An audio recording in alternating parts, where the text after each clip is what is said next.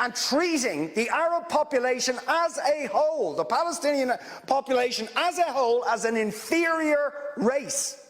I mean, it doesn't get stronger than this. And yet you want to be careful about your language.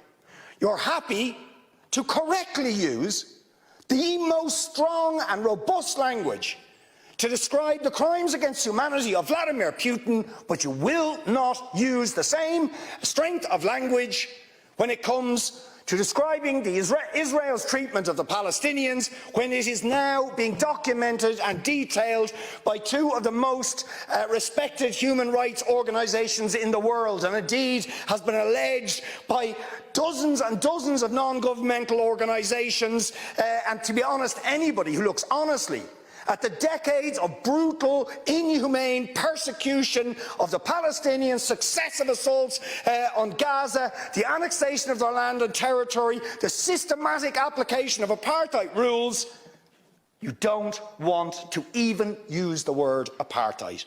Never mind sanctions. 5 days sanctions against Putin and his thugs, 70 years of oppression by the Palestinians, and it wouldn't be, what was the word you used? It wouldn't be helpful to impose sanctions. Amnesty International are calling for Israel to be referred to the International Criminal Court for crimes against humanity. Will you support it?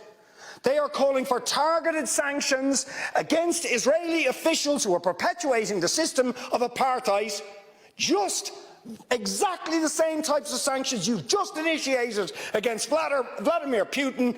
Will you support it? And I think the answer is clearly you're not going to.